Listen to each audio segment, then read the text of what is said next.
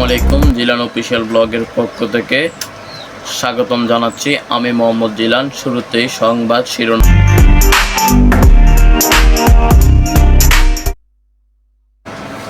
বাংলাদেশের সবচেয়ে গুরুত্বপূর্ণ আপডেট সংবাদে স্বাগত।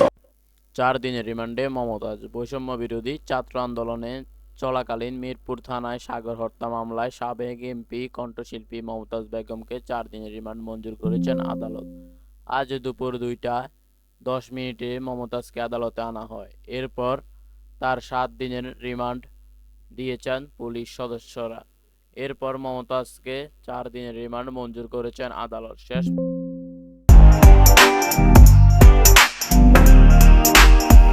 পর্যন্ত বিদেশে যেতে পারল না আন্দালিব রহমান ফার্থের স্ত্রী। শেষ পর্যন্ত ব্যারিস্টার আন্দালিব রহমানের ফার্থের স্ত্রী বিদেশে যেতে দেওয়া হলো না। বিমানবন্দর কর্তৃপক্ষ থেকে বলা হয়েছে, এমপি এর স্পেশাল ব্রাঞ্চের অনুমতি ছাড়া কোনো অবস্থায় তাকে বিদেশে যেতে দেওয়া হবে না। বাংলাদেশ জাতীয় পার্টি বিজেপির চেয়ারম্যান আন্দালিব রহমান ফার্থের স্ত্রী শেখ সায়লা শারমিনকে বিদেশে যাত্রায় বাধা দেওয়া হয়েছে।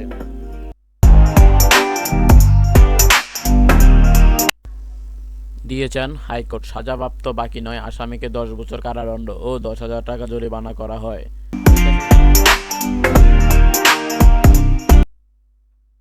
তিতাসে সরকারি চাল আত্মসাৎ স্বেচ্ছাসেবক দলের নেতা কারাদণ্ড।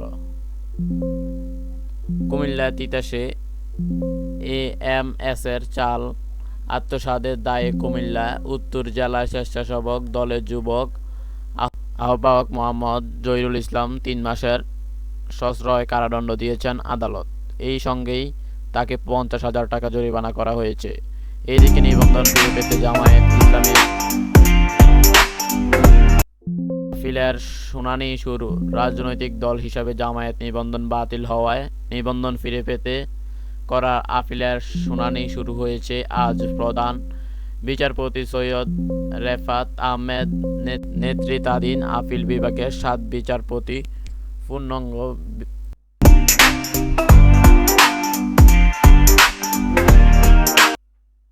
এদিকে রামনায় বোমা মামলায় 2 জনকে যাবজ্জীবন কারাদণ্ড, 9 জনকে 10 বছর কারাদণ্ড।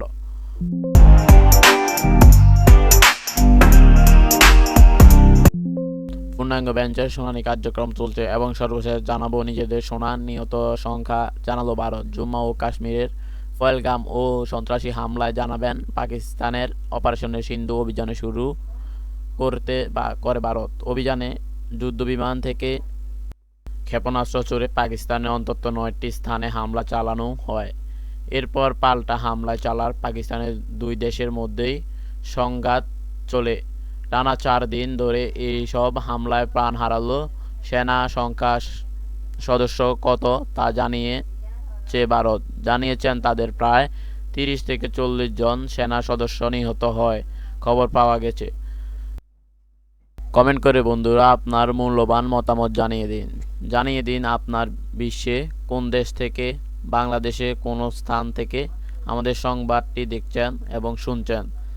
আর বন্ধুরা সংবাদটি আপনার সোশ্যাল মিডিয়ায় ফেসবুকে শেয়ার করে বন্ধুদের দেখার সুযোগ করে দিন। বাকি বিস্তারিত কমেন্টে দেওয়া আছে। আর হ্যাঁ বন্ধুরা, আপনারা যারা আমার এই ইউটিউব চ্যানেলে নতুন, তারা এরকম নতুন সংবাদ পেতে আমার ইউটিউব চ্যানেলটা সাবস্ক্রাইব করে পাশেই থাকবেন। ধন্যবাদ সবাইকে এতক্ষণ আমার সাথে থাকার জন্য।